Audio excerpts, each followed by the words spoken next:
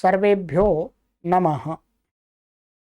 देववाणी संस्कृतम YouTube channel में आप सभी का हार्दिक अभिनंदन है। मित्रों, सरल व्याकरण की जो श्रृंखला चल रही है, उस श्रृंखला में छोटे छोटे बिंदुओं को लेकर के हम विचार करते हैं। और गत कक्षा में हमने विचार किया था कि अष्टाध्यायी के जो सूत्र हैं, उन सूत्रों को कितने प्रकार में बांटा गया है, ये आपको बता दिया था। 6 प्रकार में बांटा गया था। संज्ञा सूत्र, परिभाषा सूत्र, विधि सूत्र, नियम सूत्र, अतिदेश सूत्र और अधिकार सूत्र। ठीक है। कल की कक्षा में हमने संज्ञा सूत्र पर विचार कर लिया था। संज्ञा सूत्र आपको हमने बताया था कि संज्ञा सूत्र क्या क्या होते हैं, अष्टाध्यायी में किस प्रकार के सूत्र संज्ञा सूत्र कहे जाते हैं। ये आपको अच्छी प्रकार से समझ में आ गया। अब आते हैं कि दूसरा है परिभाषा सूत्र। परिभाषा सूत्र कौन से होते हैं, किस प्रकार के होते हैं, किस प्रकार के सूत्रों को हम जाने कि ये परिभाषा सूत्र हैं। ठीक है। आज की कक्षा में इसी पर विचार करेंगे थोड़े समय। ठीक है, ध्यानपूर्वक सुनिएगा, आइएगा।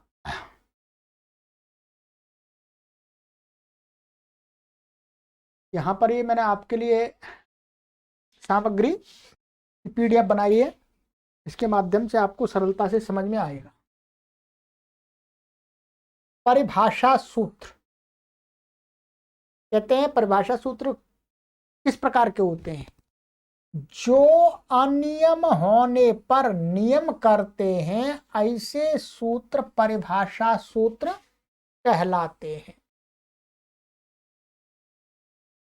कहते हैं कि जब अष्टाध्यायी के कुछ सूत्र काम कर रहे हों, कुछ काम कर रहे, एक सूत्र कार्य कर रहा है, अथवा एक समय में 2 सूत्र काम कर रहे हैं, ठीक है, 3 कर रहे हैं, कभी कभी ऐसा प्रसंग आता है, स्थल आता है, तो फिर उसमें व्यवस्था बनाने के लिए जिस सूत्र का प्रयोग होता है कि भाई ये सूत्र यहां पर काम करेगा और इस तरीके से काम करेगा, तो ऐसी व्यवस्था बनाने वाले सूत्र भी अष्टाध्यायी के अंदर महर्षि पाणिनि ने पढ़े हुए हैं। तो कहा कि अनियम होने पर, कभी अनियम माने अव्यवस्था हो रही है, समझ में नहीं आ रहा, सूत्र ये काम तो कर रहा पर इसको क्या कर रहा है ये समझ में नहीं आ रहा, क्या होना चाहिए। कई बार 1 2 3 कार्य प्राप्त हो जाते हैं, तो उसमें से कौन सा पहले होना चाहिए, कौन सा बाद में होना चाहिए। शब्द के अंदर ही कोई आदेश आदि होते हैं, तो ये समझ में नहीं आता है अंत में होना चाहिए, आदि में होना चाहिए, बीच में होना चाहिए, सबके स्थान पर होना चाहिए। तो वहां पर जो व्यवस्था करने के लिए सूत्र उपस्थित होते हैं, उन्हीं सूत्रों को परिभाषा सूत्र कहा जाता है, कहलाते हैं।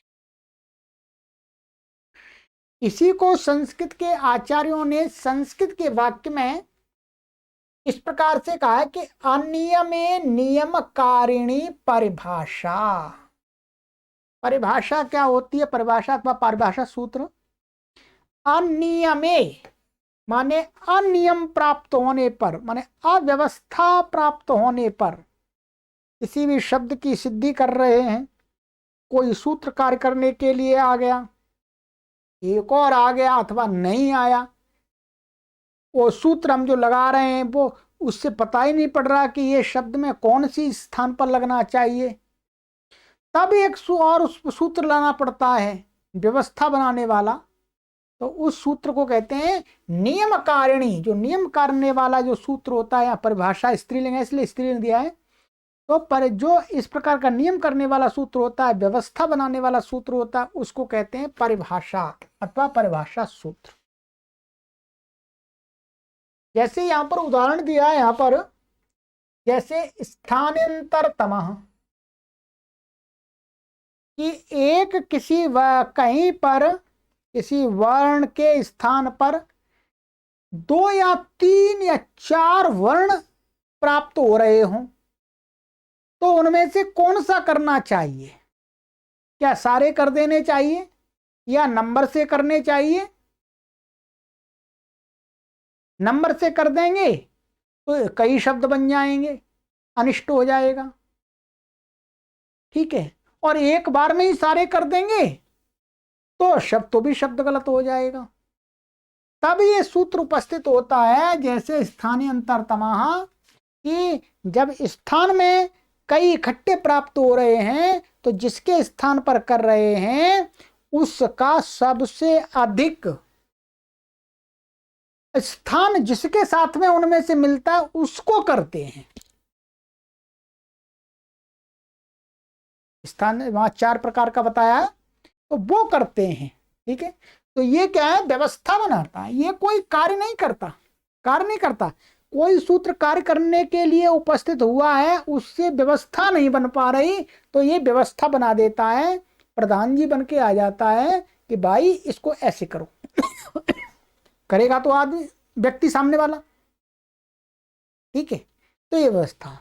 ऐसे यथा संख्य अनुदेश समानाम, कहीं पर क्या होता है, एक सूत्र है उसमें 3 शब्द पड़े हुए हैं और 3 ही आदेश पड़े हुए मानो। ठीक है, तो अब ये समझ में वहां नहीं आता कि भाई 3 शब्द पड़े हुए हैं और उनको 3 आदेश कहे गए हैं, तो तीनों शब्दों को तीनों आदेश होंगे, अथवा कौन से को कौन सा आदेश होगा। ये जब वहां अव्यवस्था प्राप्त होती है तब ये सूत्र बताता है, यथा संख्य अनुदेशा, ये परिभाषा वहां जाकर के पहुंच जाता है कि भाई या 3 शब्द हैं और 3 ही आदेश हैं, इसलिए क्रम से करो, पहले वाले को पहला, दूसरे वाले को दूसरा, तीसरे वाले को तीसरा। ये व्यवस्था देता है, यथा संख्य अनुदेशा समाना, ये परिभाषा सूत्र है। ऐसे ही अनेकालशित सर्वस्य, अनेक वर्णों वाला कोई आदेश अथवा शित आदेश जब हो रहा हो तो जिसको किया जा रहा है तो समझ में नहीं आता वो कहां पर हो, उसको आगे हो, पीछे हो, मध्य में हो, तो ये नियम बनाता है भाई, अनेकाल यदि कोई आदेश है अथवा शित आदेश है तो वो जिसको कहा जा रहा है उसके स्थान, पूरे के स्थान में होगा जी, आगे पीछे और अंत मध्य में नहीं होगा, पूरे के स्थान में होगा। ये व्यवस्था बनाने वाला परिभाषा सूत्र है। ठीक है, तो आदि इस प्रकार से और भी सूत्र हैं। परिभाषा सूत्रों की संख्या कम ही है, अधिक संख्या नहीं है। ठीक है, ये ध्यान रखेंगे, परिभाषा सूत्र स्वयं कोई कार्य नहीं करते हैं, स्वयं कोई विधि नहीं करते हैं, बस दूसरा कोई सूत्र कार्य कर रहे हैं या कर रहा है उसको मार्ग बताते हैं, भाई ऐसे कर, बस। अथवा इसको क्या कहते हैं, इसकी व्युत्पत्ति दिखा रहे हैं कि परिताः सर्वतो भाष्यन्ते नियमाः यया सा परिभाषा, माने परिताः सर्वतः भाष्यन्ते नियमाः, माने संपूर्ण शास्त्र में सबसे क्या नियमों को जिसके द्वारा कहा जाता है कि भाई इसको इस प्रकार से करना चाहिए, व्यवस्था बनाई जाती है, उसको ही क्या कहते हैं, परिभाषा अथवा परिभाषा सूत्र। ध्यान रखेंगे, ये सूत्र, परिभाषा सूत्र संपूर्ण शास्त्र में घूमते रहते हैं, जहां आवश्यकता पड़ती है वहीं झट से उल करके पहुंच जाते हैं, एकदम कूद करके। इनको मनाही नहीं होती, छूट होती है, शास्त्र के अंदर खूब जा सकते हैं, आगे पीछे कहीं पर भी, 2 सूत्र छोड़ करके 2 सूत्र पहले कहीं पर भी जा सकते हैं। अर्थात जिसके द्वारा नियमों की स्थिरता की जाए उसे परिभाषा कहते हैं। ठीक है, माने परितः सर्वथा, इसका अर्थ ये भी करते हैं कुछ लोग कि परितः माने सब तरफ से कार्य को नियमित किया जाता है, और इसका ये भी क्या परिता माने संपूर्ण शास्त्र में सर्वतः परितम, सब तरफ इसका कार्य, सब तरफ से ये कार्य करने चला जाता है आराम से। परिभाषा सूत्र को निर्णायक सूत्र भी कहते हैं। मैं परिभाषा सूत्र कहिए, परिभाषा ही प्रसिद्ध है वास्तव में, निर्णायक भी कह सकते हैं, कोई निर्णय करने वाला। परिभाषा सूत्र साक्षात लक्ष्य संस्कारक नहीं होते, अर्थात स्वयं कोई कार्य नहीं करते, अपितु विधि सूत्रों के साथ मिलकर व्यवस्था किया करते हैं। ये मैंने आपको समझाया। तो परिभाषा सूत्र होते हैं वो लक्ष्य संस्कारक नहीं होते। लक्ष्य का अर्थ होता उदाहरण, जिन शब्दों की हम सिद्धि करते हैं वो उदाहरण होते हैं।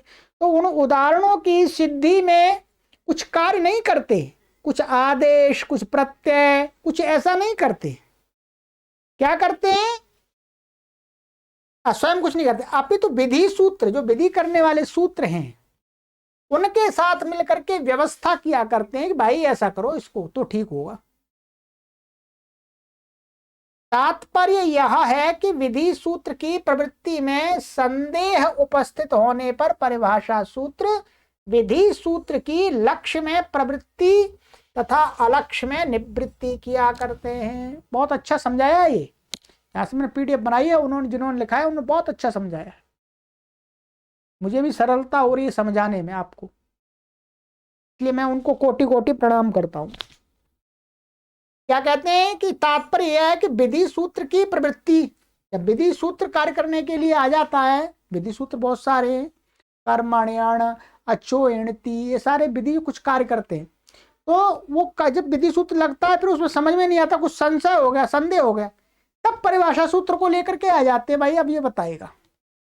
तो उपस्थित होने पर परिभाषा सूत्र है वो विधि सूत्र का लक्ष्य माने उदाहरण में प्रवृत्ति कराता है, और अलक्ष्य माने उस विधि सूत्र का उदाहरण है उसी में प्रवृत्ति कराएगा, दूसरे उदाहरणों को हटाता है, उसमें उसकी प्रवृत्ति नहीं होने देता। अलक्ष्य में, उदाहरणों में जो उदाहरण नहीं है, तो ये करते हैं। ठीक है, इसके अलावा ध्यान देंगे ये अष्टाध्यायी है, अष्टाध्यायी के अंदर परिभाषा सूत्र हैं। उन परिभाषा सूत्रों के अलावा भी महर्षि पाणिनि के पश्चात आचार्यों ने कुछ परिभाषाएं और बनाई हैं, वो भी परिभाषा सूत्र ही से है एक तरह से, वो भी यही काम करते हैं, परिभाषाएं बनाई हैं। लगभग 160 परिभाषाएं, 160 लगभग, एकदम एक्यूरेट नहीं बता रहा मैं आपको, थोड़ा आगे पीछे हो सकती हैं। ठीक है, तो 160 परिभाषाएं अलग हैं। परिभाषा पुस्तक है, इस वेबसाइट पर रखी हुई है, devvanisanskritam.com से कोई मंगा सकते हैं। तो उसी के बारे में यहाँ पर कहते हैं कि ये समझा रहे हैं कि सूत्रों के अतिरिक्त, परिभाषा सूत्रों के अतिरिक्त कुछ अन्य एकांतानुबंधा, अनेकांतानुबंधा, असिद्धम बहिरंगम अंतरंगे आदि परिभाषाएं भी पठित हैं, पर ये अष्टाध्यायी में नहीं है, ये अष्टाध्यायी से अलग है। काम तो अष्टाध्यायी के ही सूत्रों में साथ करती हैं, उनकी 3 कोटि बनाई गई है, मैंने उनके 3 भेद बनाए गए। कौन सी? ये जो अतिरिक्त परिभाषाएं उनको 3 विभागों में बांटा गया है। 3 विभागों में कैसे कैसे कौन कौन सा बांटा गया है देख लीजिएगा। 1 नंबर 1 का लोक न्याय सिद्ध परिभाषा। लोक न्याय सिद्ध परिभाषाएं लोक व्यवहार पर आधारित होती हैं। लोक सिद्ध परिभाषा का अर्थ है कि लौकिक न्याय, लोक में जैसा घटित होता है वैसा ही हमें व्याकरण में भी करना पड़ता है। कहीं कहीं जैसे लोक में नियम बना होते हैं वैसे ही व्याकरण में हमें नियम लगाने पड़ते हैं। तो इस प्रकार के नियमों को बताने वाली परिभाषा, उनको लोक सिद्ध न्याय परिभाषा कहा जाता है। ठीक है, जैसे सहचरिता सहचरितयोः सहचरितस्यैव ग्रहणम्, असिद्धम बहिरंगम अंतरंगे, सन्निपात लक्षणों विधिर निमित्तम तद विघातस्य आ इत्यादि। ये परिभाषा भी आपको समझ में नहीं आएंगी, मैं कैसे समझाऊं। ये पूरी अष्टाध्यायी एक बार पढ़ लेते तब समझ में आएंगे, बस इतना ही समझ लीजिएगा परिभाषाएं हैं इस प्रकार की, ठीक है। इनका विवेचन यथास्थान किया जाएगा, ये अपने लेखक ने अपनी पुस्तक में लिखा है, उसको हमें अभी आवश्यकता नहीं है। दूसरे ख प्रकार की है वाचनिकी परिभाषा, भाष्य एवं पूर्वाचार्यों द्वारा वचन रूप में पठित परिभाषाएं वाचनिकी, आचार्यों के द्वारा बनाई गई, अपनी तरफ से बनाई गई, वैसा लोक में नहीं दिखता, पर व्याकरण की सिद्धियों को सिद्ध करने के लिए, शब्दों को सिद्ध करने के लिए बनाई गई, उनको वाचनिकी परिभाषा कहते हैं। ज्ञापक पर सिद्ध परिभाषा, कुछ परिभाषाएं आचार्य की शैली अथवा उपदेश से ज्ञापित होती हैं, उनको ज्ञापक सिद्ध कहते हैं। अर्थात महर्षि पाणिनि के सूत्रों में स्पष्ट तो वो नहीं है दिखाई, परंतु सूक्ष्म बीज रूप में वहां से नियम निकलते हैं, ठीक है। व्याकरण पढ़ेंगे तो समझ में आएगा। तो इस प्रकार की परिभाषा ज्ञापक सिद्ध परिभाषाएं होती है, ठीक है जी। तो आज आपको मैंने सूत्रों का दूसरा प्रकार बता दिया, कौन सा जी? परिभाषा सूत्र। चलिएगा, अधिक नहीं पढ़ाएंगे एक दिन में, ठीक है। अब अगली कक्षा में देखेंगे विधि सूत्रम, ठीक है, ध्यान रखेंगे। इससे पहले की वीडियो अवश्य देखिएगा, प्लेलिस्ट में कॉलम बना दिया गया है सरल व्याकरणम, क्लिक कीजिएगा, सभी इस प्रकार की आपको संक्षिप्त महत्वपूर्ण जानकारी आपको उपलब्ध होंगी वहां पर, ठीक है। और उसी श्रृंखला में आगे की भी देखिएगा। सर्वेभ्यो नमः।